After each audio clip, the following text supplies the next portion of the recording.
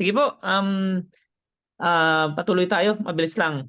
Pray muna tayo. Lord, salamat sa iyong salita. Pangunahan kami ng banal mong Espiritu. Makita namin ang mukha ng iyong anak na si Jesus. Amen.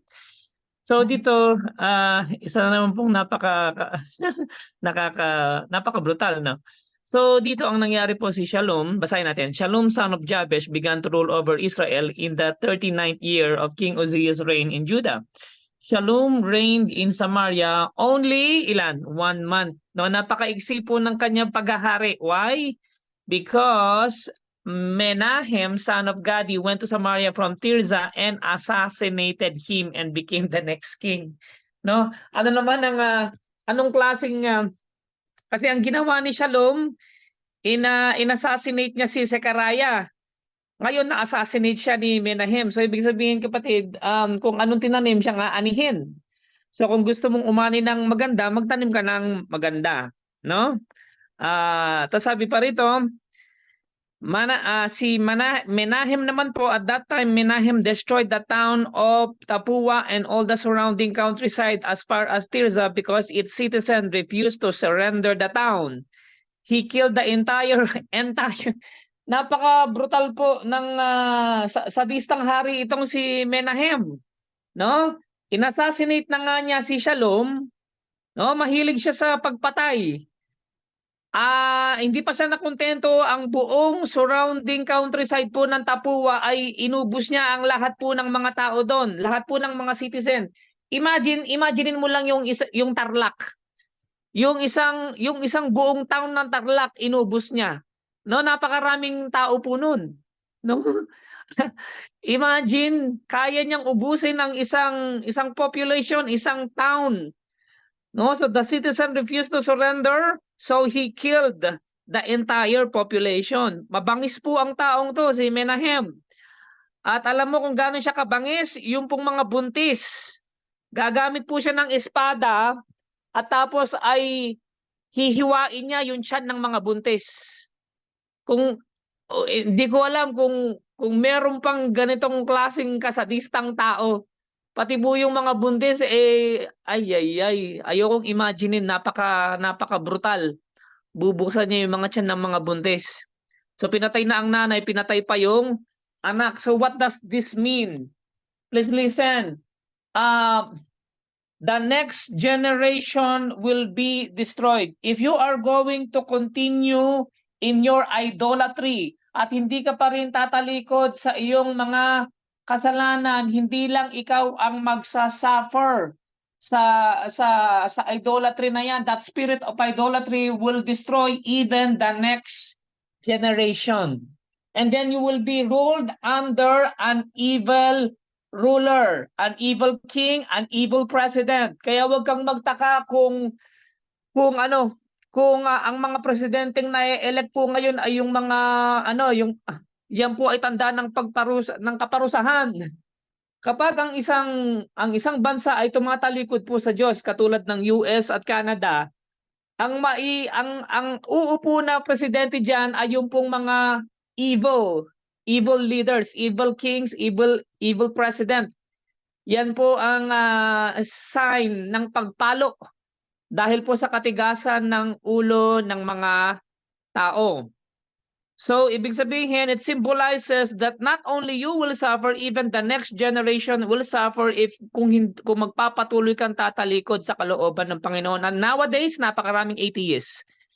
Napakaraming tumatalikod sa Diyos, hindi naniniwala sa Diyos, and they blaspheme God, no? Alam mo kung bakit, why do they choose to not to believe in God? Para wala pong bawal sa kanila. Pag wala akong Diyos, walang bawal, I can do anything. I can be anything, no? Tapos sabi pa rito, so Menahem, son of Gadi, began to rule over Israel in the 39th year of King Uzziah's reign. Ilang taon po nag-reign si Menahem? 10 years. Imagine 10 years of violence, 10 years of suffering, 10 years of chaos. No? But Menahem did what was evil in the Lord's sight. During his entire reign, he refused to turn from the sins of Jeroboam. Nakita mo, dahil hindi inaddress po yung sin ni Jeroboam hanggang ngayon, from next generation to next generation to next generation hanggang ngayon palala ng palala ang sitwasyon ng Israel, no? So ano nangyari? Then King Tiglath-Pileser of Assyria invaded the land. Sinakita mo na kung magpapatuloy, kung hindi ang Diyos ang maghahari sa pamilya mo, merong ibang maghahari.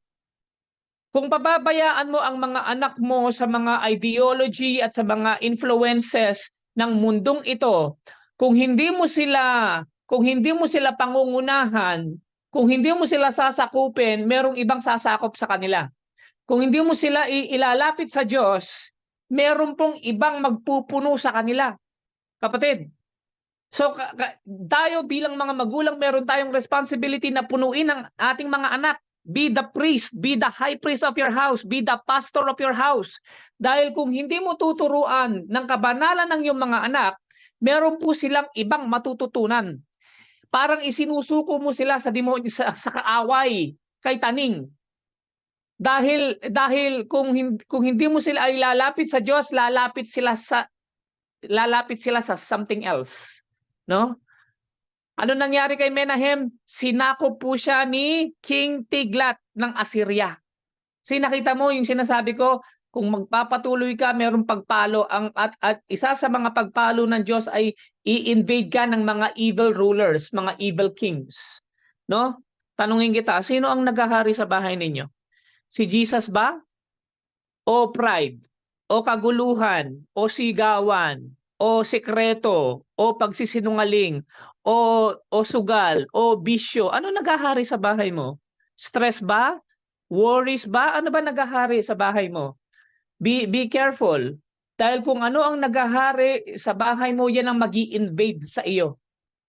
Kaya nga lagi dapat pag nagpe-pray ka, lagi mong ini-invite ang Holy Spirit sa bahay mo.